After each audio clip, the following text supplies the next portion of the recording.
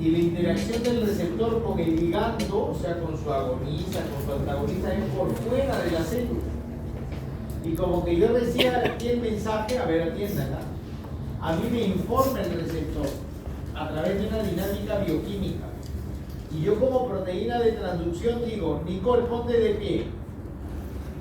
¿Y qué hace Nicole? Hay un cambio en el trabajo celular. ¿Ves lo que estoy diciendo? ¿La orden cuál ha sido? Ponte de pie. Pero puede ser que la interacción molecular haga que la respuesta diga, Nicole, siéntate. ¿Me dejo entender?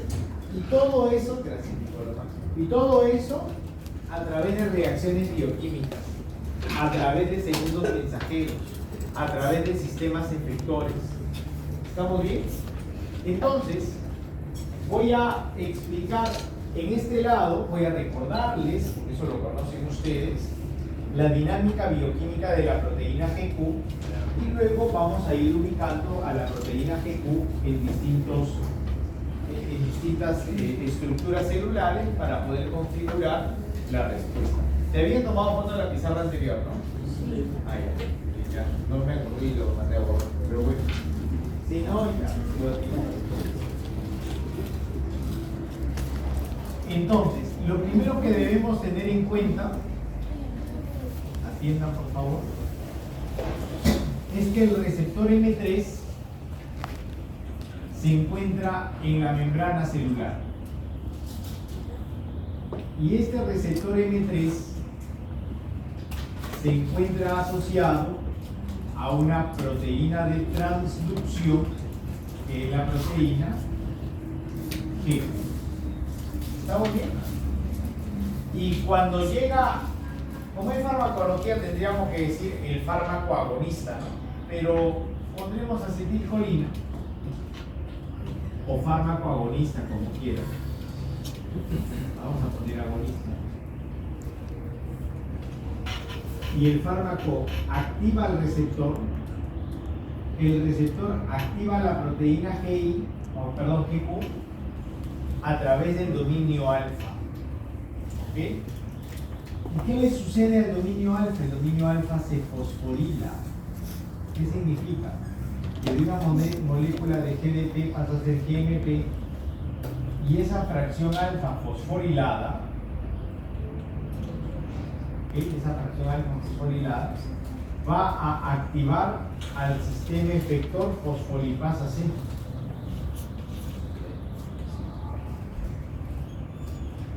Recuerden, este es el sistema efector de la proteína GQ.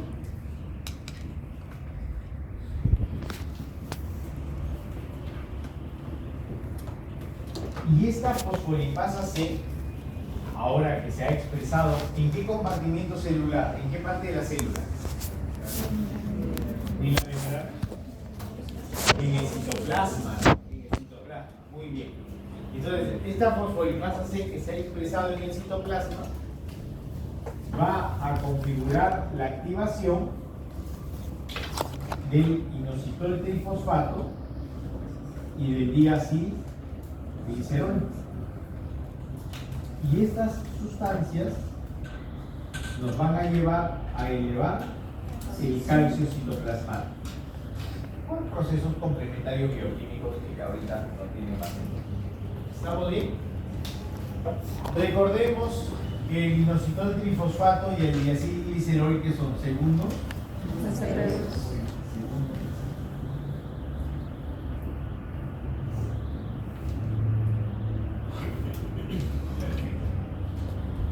entonces, eso quiere decir que cualquier célula que tenga receptores M3 en su membrana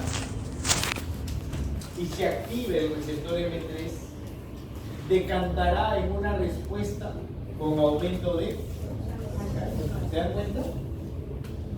Por eso es que es importante reconocer la dinámica bioquímica de la proteína, porque esto me permite inferir que cualquier célula que tenga un M3 y que se active por un fármaco agonista terminará aumentando calcio. Y si esa es la respuesta del agonista, ¿cómo será la respuesta del antagonista? Disminuir calcio. ¿Entiendes?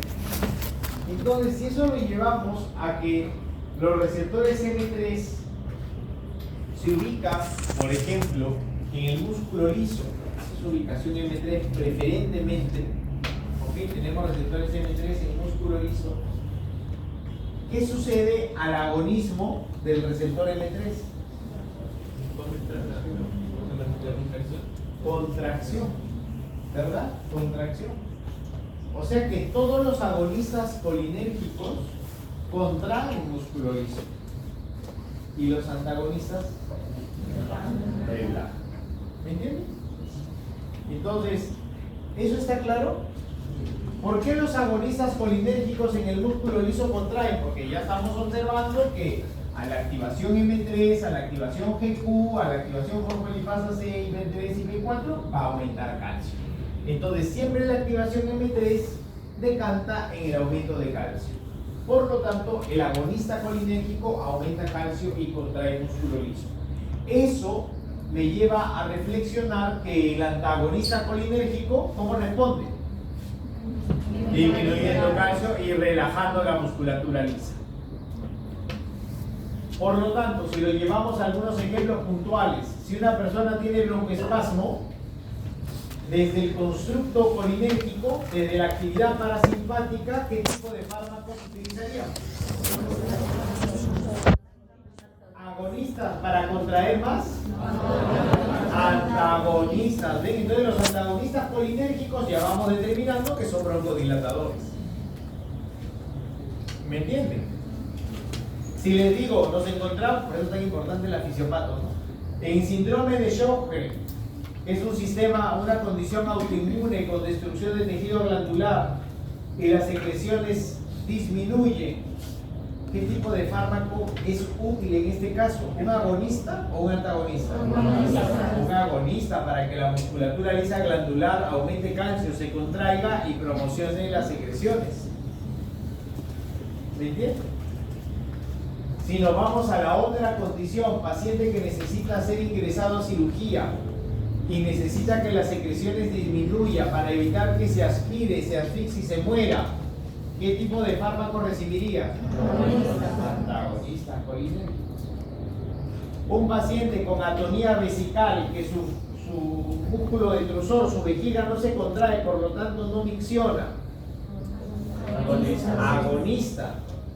Más bien un paciente con poliuria, un paciente que tiene vejiga hiperactiva, micciona a cada momento. ¿Qué tipo de fármaco necesitará? Un paciente con ilium paralítico, el intestino no se moviliza, no hay peristaltismo. Agonista, paciente con diarrea, con hipermotilidad, con dolor, con espasmo. Agonista. ¿Se entiende? ¿Fácil? Sí, ¿verdad? ¿Ven que la farmacología es fácil? Porque entender la farmacología es solamente conocer la activación o bloqueo. ¿El resto qué es? Ejercicio, ¿no? Muy bien. Entonces, para seguir en ese mismo ritmo de la facilidad, vamos a ir describiendo 7 músculos lisos importantes. ¿Ya? En la práctica de laboratorio ustedes ya han visto esto. ¿Sí? ¿Qué han hecho en el laboratorio?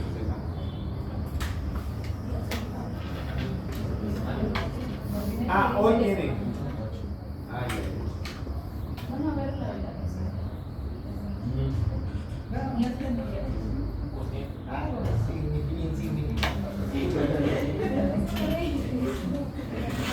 Ya, sí. Ya, eso lo vamos a ver. ¿Vieron? Trajeron conejos, ¿no? Ay, ustedes son, ya me acuerdo. Ya me acuerdo. El día miércoles, miren, les voy a decir algo con toda honestidad. Muchas universidades, no utilizan animales de experimentación por muchos factores. Entre ellos, ¿no? Entre ellos, evitarse que la gente diga que ahí maltratan animales. ¿Ya? Eso yo lo identifico. Volviendo a los 7 tejidos que debemos impactar, tenemos, por ejemplo, el ojo. En el ojo tenemos como primer músculo el esfínter del iris.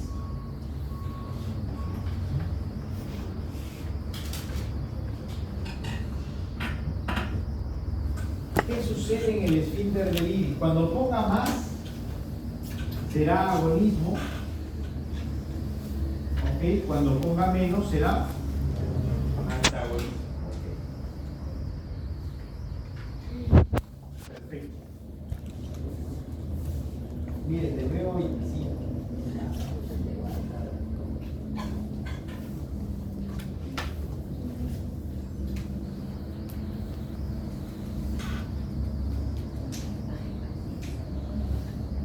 Entonces, ¿qué sucede en el esfínter del iris al agonismo? ¿Y qué sucede al antagonismo? ¿Qué sucede en el agonismo? Contracción. Muy bien. ¿Y la contracción del esfínter del iris qué genera? Miosis. ¿Y la relajación?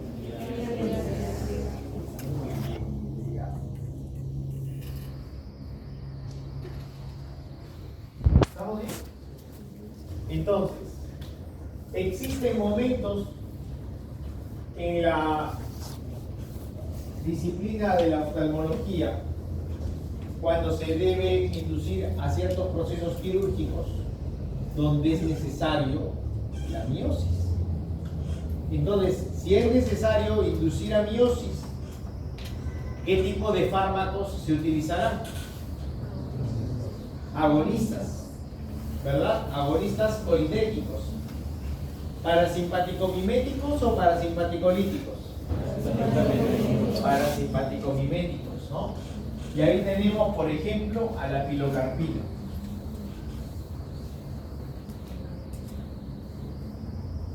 Que es un agonista colinérgico de acción directa. Pero también encontramos momentos en el que la evaluación oftalmológica necesita observar el fondo de ojo para ver la integridad de retina. ¿Y ahí qué se necesita? ¿Miosis o midriasis? Midriasis, ¿no? Se necesita dilatar la pupila. Entonces, para eso tenemos también fármacos, ¿sí? Como la atropina en gotas, por ejemplo, la omatropina, la tropicamida. Estos van a ser agentes anticolinérgicos que inducen a la relajación y a la midriasis y a la dilatación del músculo. ¿Estamos bien? ¿Me están entendiendo? Sí, perfecto. Otro músculo liso importante en el ojo es el músculo ciliar.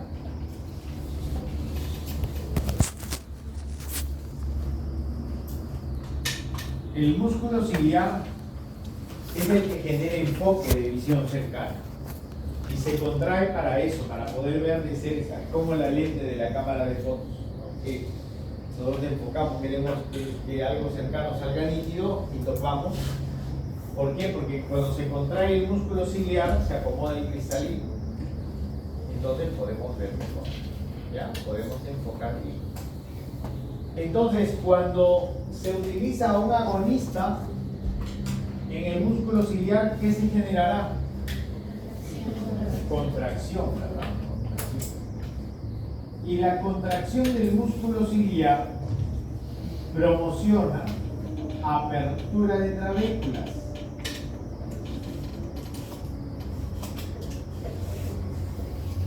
Y la apertura de la malla o de la red trabecular estimula drenaje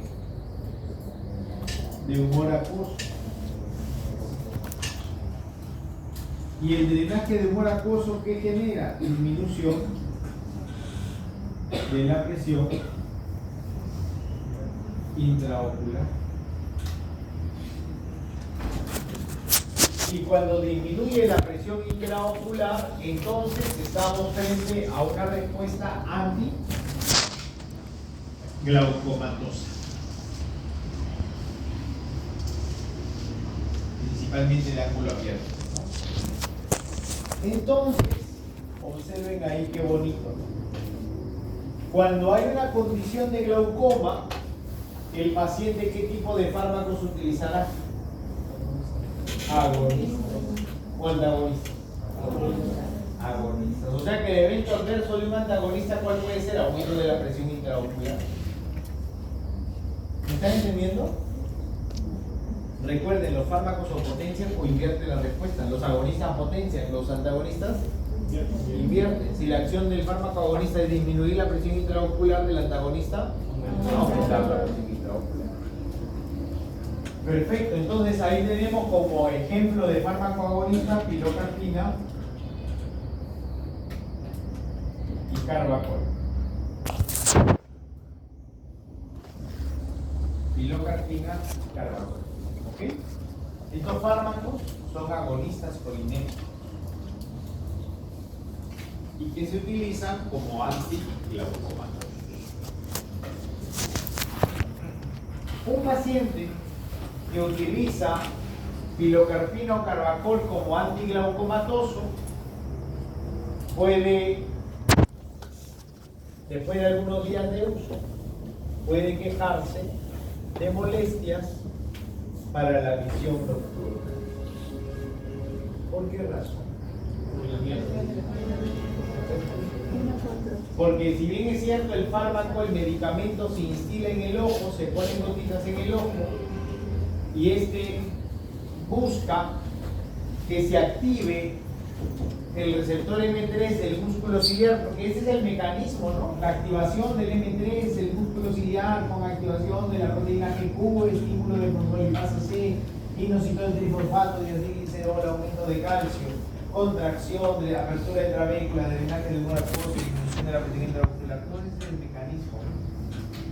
Entonces, cuando se instila, cuando se coloca el medicamento en el ojo, la pilocarpina o el carbacol no diferencia si es M3 del esfínter del iris o si es M3 del músculo ciliar. Simplemente el fármaco va y activa a los dos M3. Cuando va y activa el M3 del músculo ciliar, enhorabuena, drenaje de humor acuoso. Pero cuando activa al M3 del esfínter del iris, miosis. Entonces, esa persona en su dinámica de adaptación al reflejo fotosensible simplemente disminuye. ¿Por qué? Porque cuando estamos en oscuridad, las pupilas se dilatan, pero en este paciente no se van a dilatar. ¿Y por qué no se van a dilatar? Porque el fármaco está obligando a que estén mióticas. ¿Me entiendes? Por eso es que estas personas pueden generar disminución de la visión nocturna o en zonas de oscuridad. ¿Estamos bien? ¿Eso sería un evento terapéutico o adverso? Adverso, ¿verdad? Muy bien. Perfecto. Entonces, eso sería el ojo. ¿Ya? El ojo. Luego tenemos otro tejido liso, que es el tejido glandular.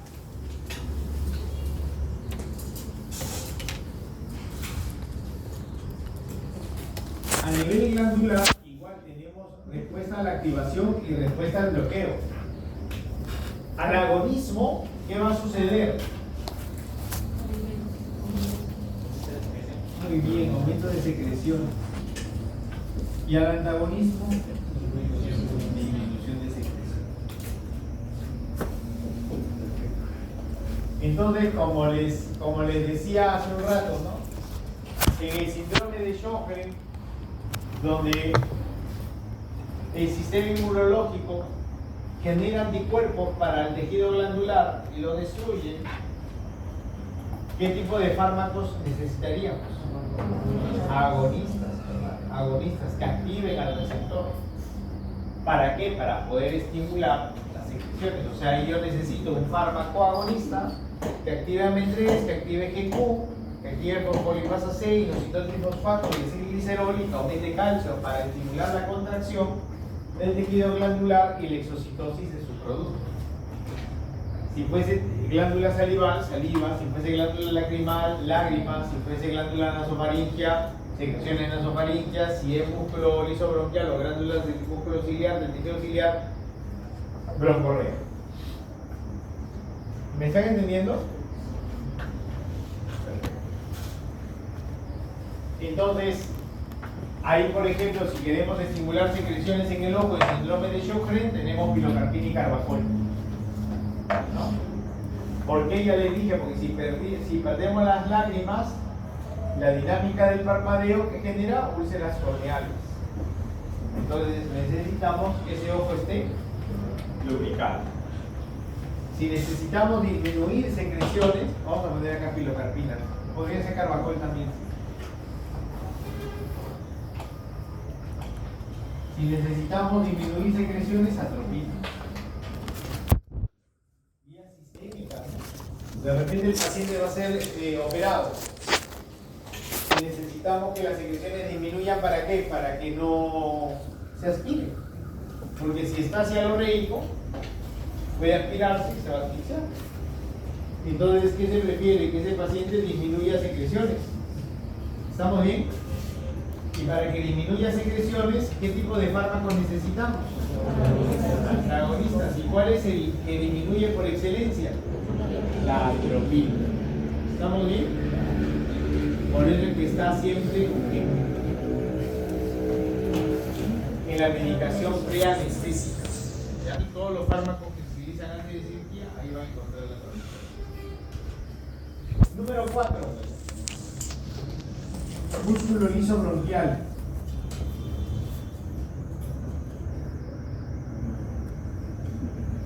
Músculo liso bronquial. ¿Qué sucede a la activación? ¿Qué sucede al bloqueo? ¿Qué sucede a la activación? Broncoespasmo, ¿verdad? Y a la relajación, perdón, a la inhibición, al bloqueo, broncodilatación.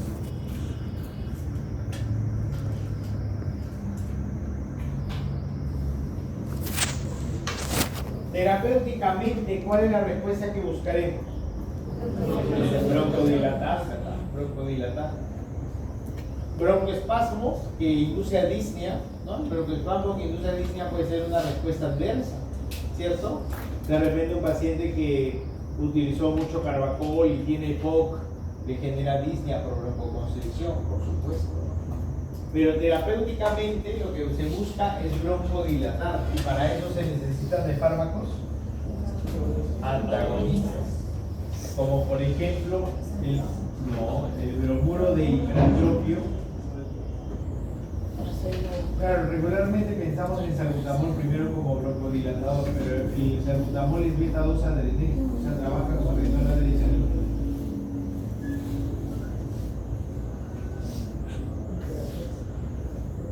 Hipertrofio y iotrofio. ¿Ok? Estos fármacos son antagonistas. Muy bien, antagonistas colinérgicos que bloquean receptores M3 en el músculo liso bronquial, induciendo a broncodilatación. Perfecto. Pero tengan en cuenta que estos fármacos, al venir en una presentación de medicamentos inhalatorios, ingresan ¿por dónde entran? ¿Vía aérea o por la nariz? Por la boca, ¿no? Entran por la boca. Y entonces, ¿qué sucede cuando el medicamento, cuando uno presiona el inhalador, aspira? Entonces, hay una gran fracción del medicamento que va a llegar a la vía respiratoria, excelente, bloqueará receptores muscarínicos M3 del músculo liso bronquial, que bueno, pero también puede bloquear receptores M3 del tejido glandular. Entonces, ¿qué va a pasar con la secreción de saliva? Va a disminuir, y eso se le llama serotonía, y eso es un evento adverso. Enhorabuena cuando disminuye la secreción bronquial, ¿no? Enhorabuena, disminuye la broncorrea, qué bien. Pero a nivel de boca puede disminuir la saliva. Y eso es un evento colateral porque eso va a generar fastidio. ¿no? Va a indicar, el paciente va a decir, tengo un sabor desagradable, un sabor metálico. ¿De qué le va a decir el doctor? Señor, después de usar su inhalador, enjuáguese la boca. Tan simple como es, ¿no? ¿Pero por qué razón, profesor? Porque importa el medicamento que llega a la vía respiratoria, no el que se quede en la boca. Entonces, enjuágate y escupe, no te lo tragues porque sí, puedes generar acúmulo y respuesta sistémica, anticoagulámica. Tus intestinos por lo menos te hacen estreñir. Músculo bronquial, ¿estamos bien? Listo. Otro tejido importante, 5.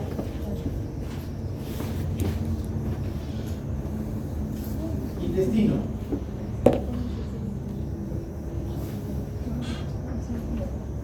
¿Qué pasa al agonismo? ¿Qué pasa al antagonismo? Muy bien, claro, aumenta el peristaltismo aquí.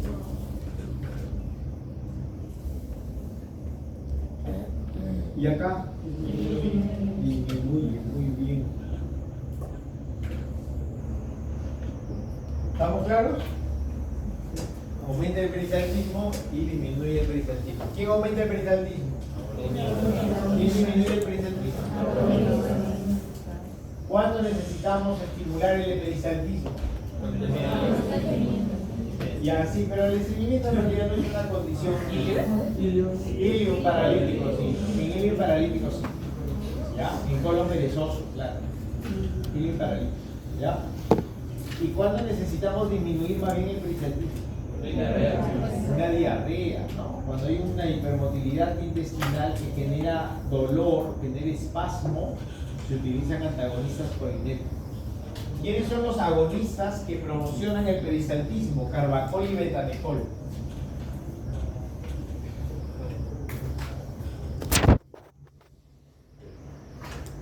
Por supuesto que el carbacol aquí en pastillas, ¿no? Aquí se está usando en gota, porque es respuesta tópica, nivel 3. ¿Quiénes son los antagonistas? La iosina y la escopolamina.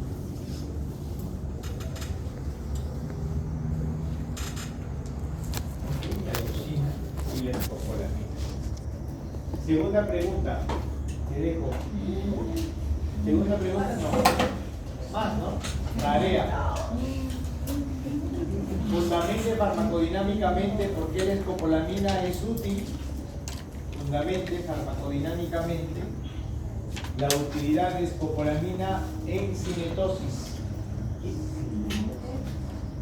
Fundamente farmacodinámicamente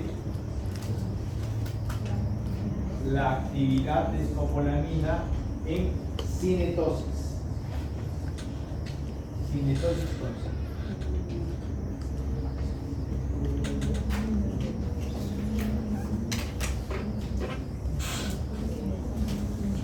Cinetosis. Cinetosis.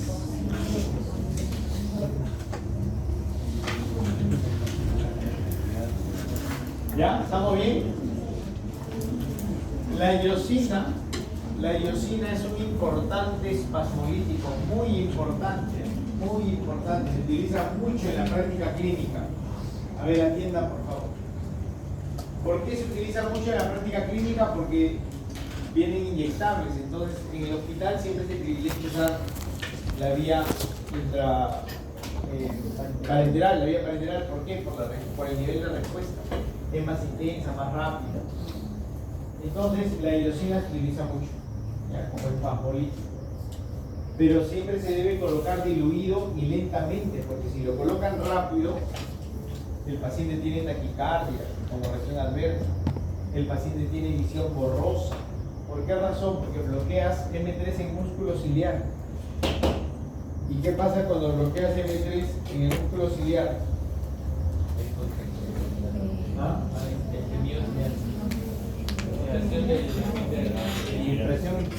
El músculo ciliar se contraía para la visión cercana. ¿Se acuerdan que le dije? El enfoque, acomoda el cristalino. Y ahora que se relaja, ya no hay acomodación, entonces no hay visión, o visión borrosa, o de eventos adversos.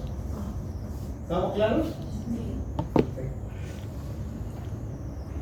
Es muy útil la iosina, puede disminuir secreciones también, claro. Otro músculo liso importante, el músculo detrusor.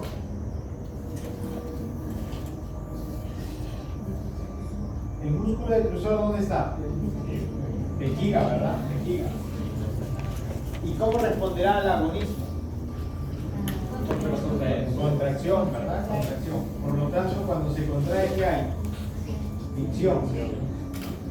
Y al antagonismo, relajación y retención urinaria. ¿Estamos bien? Por lo tanto, ¿cuándo se utilizará un agonista colinérgico? En atonía vesical. ¿Qué sucede? El músculo detrusor entonces, ¿qué se debe hacer?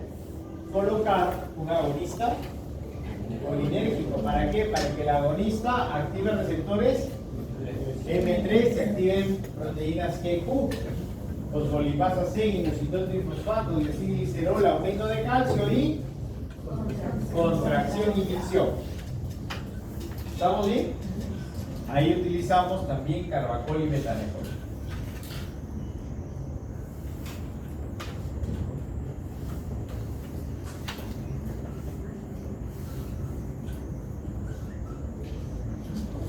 Y más bien para inducir a retención urinaria, de repente una vejiga hiperactiva, ¿no? Una vejiga neurogénica, una vejiga que a cada rato quiere ir al baño. Los abuelitos, ¿no? El adulto mayor con demencia senil, uno de los primeros síntomas es querer ir al baño a cada momento. Pero abuelita, ya fuiste, no he ido, quiero ir de nuevo, tengo ganas de orinar. Esos pacientes, ¿qué se les da? Un antagonista, ¿para qué? Para que induzca. Claro, no van a atender hasta que hagan un globo vesical, ¿no? Pero siempre se disminuye la sensación de presión. Y ahí tenemos a la oxiglutinina y a la tolterodina.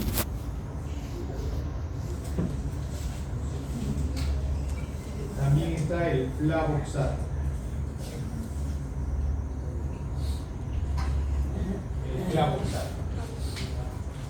El flavoxato no se utiliza tanto para la retención urinaria, sino más bien se va a utilizar en disuria. ¿Qué cosa es la disuria? Dolor a la micción, ¿no? Dolor a la micción. Entonces, cuando la vía urinaria tiene un PAP, ¿qué es un PAP? Un huevo. ¿Qué es un PAP? Es un patrón molecular asociado a patógenos, ¿no? Entonces, cuando hay un PAP y hay una dinámica inflamatoria, deberíamos hacer ese TikTok. ¿Sí? ¿Nota, maldito? Entonces, ¿qué sucede? Cuando hay una dinámica inflamatoria de la vía urinaria, duele a la micción, ¿verdad? Por lo tanto, habría que relajar toda la musculatura lisa uretral. Y para eso se puede utilizar la bosa. ¿Ok? Por eso es útil.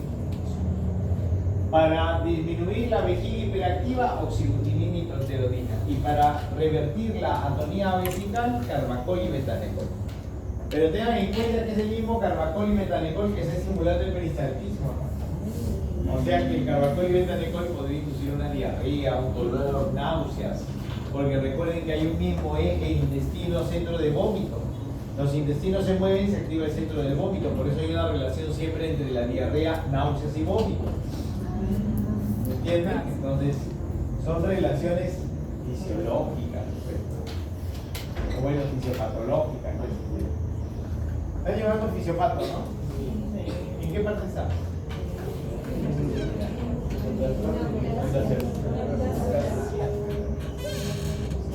Toda inflamación, todo también adaptación celular. No tocan fármacos, ¿no? Para nada. Pero en clase no lo mencionan. ¿Tratamiento sí es por ahí? Y en patología, sí,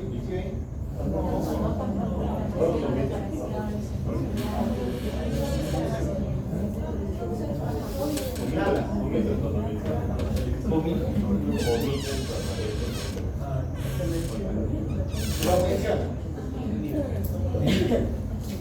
Bueno, perfecto. ¿Cuántos músculos dijimos que vamos a tratar? 7. ¿Cuál falta? Músculo liso vascular.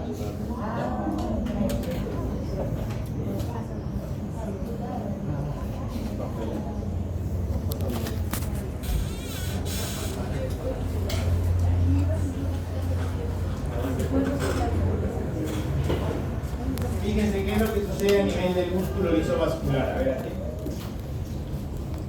A nivel vascular vamos a encontrar los receptores M3. ¿Estamos?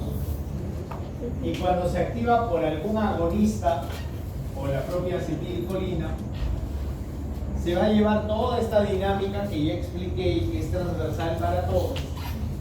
Y el aumento de calcio va a estimular que el endotelio vascular promocione óxido nítrico.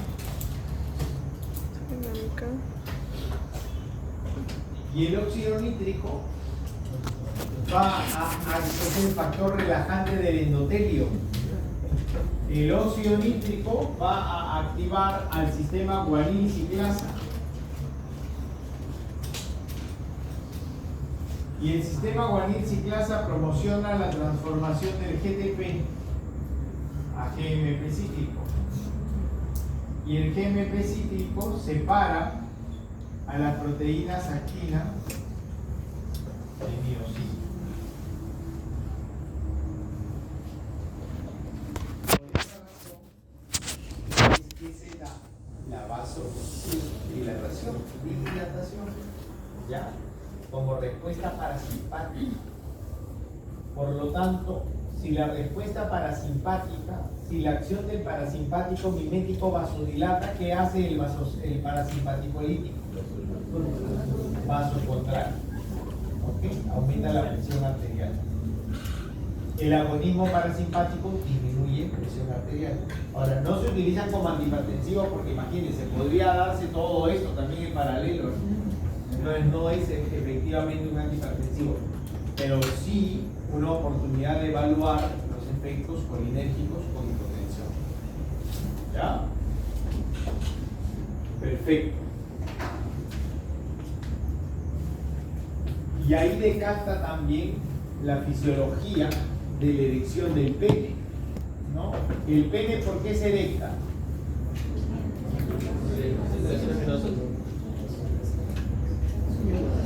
Estímulo, ya, y después del estímulo, el estímulo es al inicio, ese es externo, eso no es fisiológico.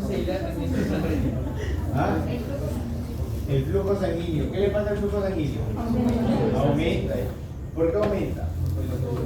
Por vasodilatación, ¿no? Por vasodilatación. Y vasodilatación por expresión de óxido nítrico. Y el óxido nítrico, ya saben, es un producto de la activación endotelial del receptor M3. ¿Estamos bien? Entonces es una respuesta parasimpática. Y durante la dinámica sexual, en el caso del varón, ¿no? El pene se erecta por la actividad parasimpática que luego se bloquea a la activación adrenérgica. Por eso siempre hay compensación, el parasimpático con el simpático. ¿Y qué pasa en la compensación simpática? La compensación simpática, la noradrenalina, genera la contracción de la glándula prostática. Por eso es que ahí hay eyaculación.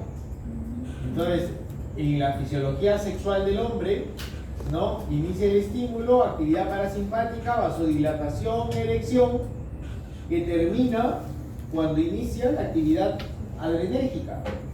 La actividad adrenérgica que produce contracción prostática, eyaculación y terminó el acto sexual para el hombre.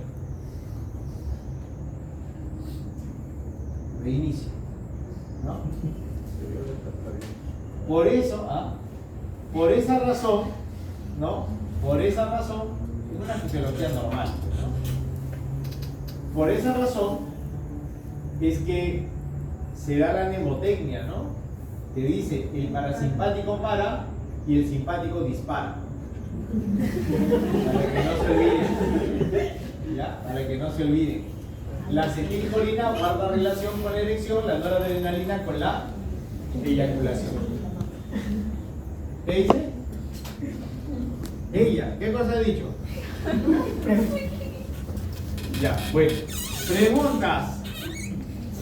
¿No hay preguntas? Ya, ahí tenemos un montón de agonistas y antagonistas, ¿ah? ¿No hay preguntas? ¿Está aburrido?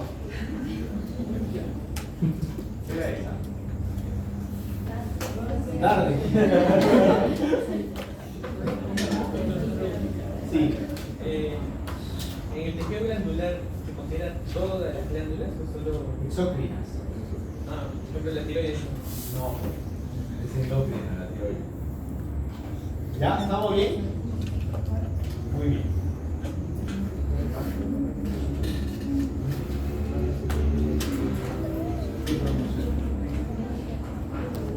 Ya acabo de dejar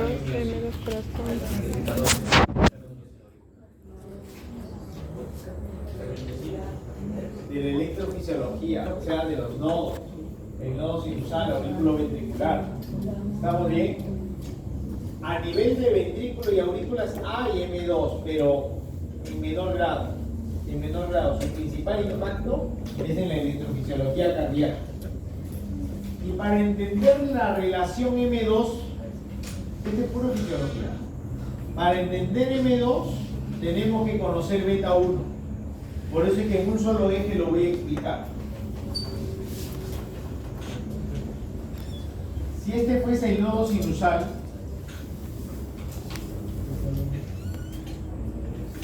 tendríamos aquí los receptores beta 1 y M2. ¿Estamos? Beta 1 y M2. Beta 1 activado por quién? Por noradrenalina.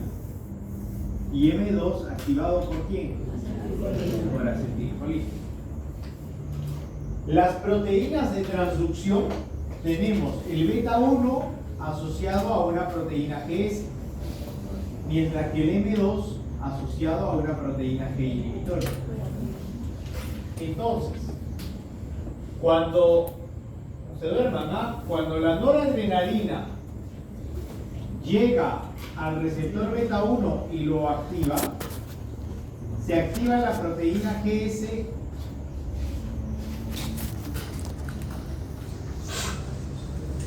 y se activa el sistema adenilato ciclasa.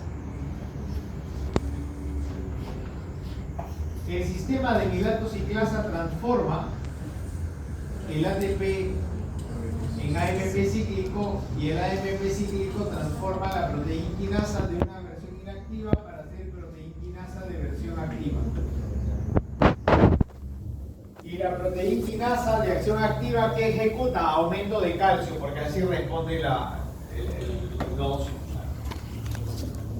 Y entonces aumenta calcio. Y el aumento de calcio aumenta la frecuencia cardíaca.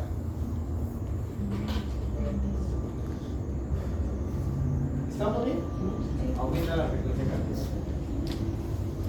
Pero como todo lo fisiológico, existe su sistema de compensación. Y el sistema de compensación se da a través del M2 y su proteína de transducción TI. ¿Qué es lo que sucede? La acetilcolina activa el receptor M2, activa proteína GI y GI inhibe adenilato ciclasa.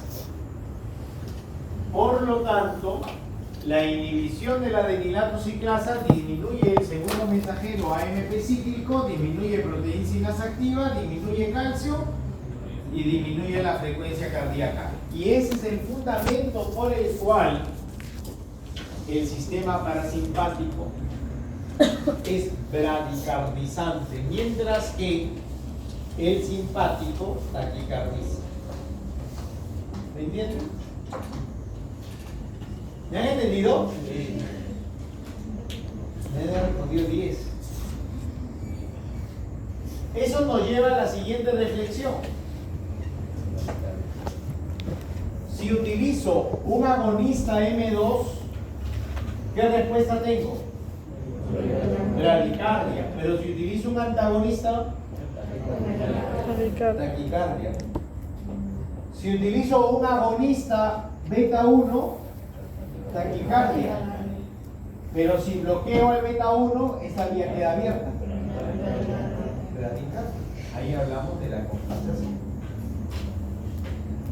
¿Me están entendiendo? Ahora, si tenemos, por ejemplo, una hipertensión donde la frecuencia cardíaca está aumentada, me dirían, podríamos usar un agonista M2, ¿verdad? Un agonista colinérgico, un parasimpático mimético. La lógica está, iría bien.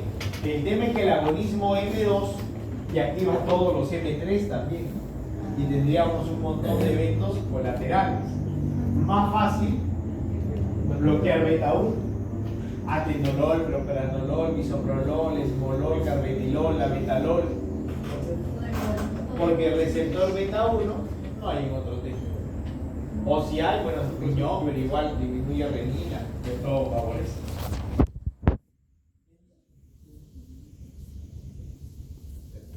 ¿Alguna pregunta? Entonces, esto nos permite fundamentar por qué la atropina se utiliza en bloqueo auriculoventricular. En una bradicardia por bloqueo auriculoventricular, ¿cuál sería el fundamento farmacodinámico de usar atropina en este caso? Que es un antagonista colinérgico y al ser un parasimpático lítico, ¿no? Y bloquea M2,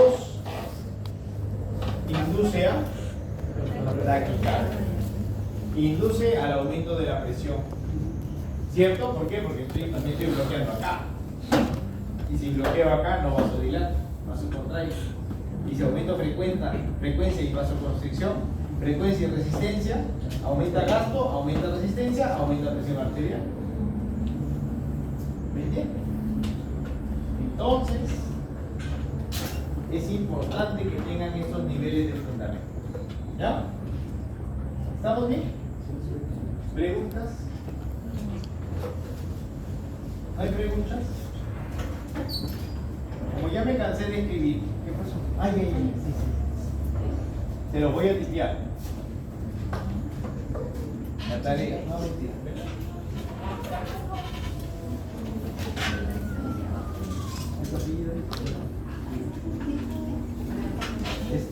Delegada, toma una foto por favor para ver quiénes han venido hoy día.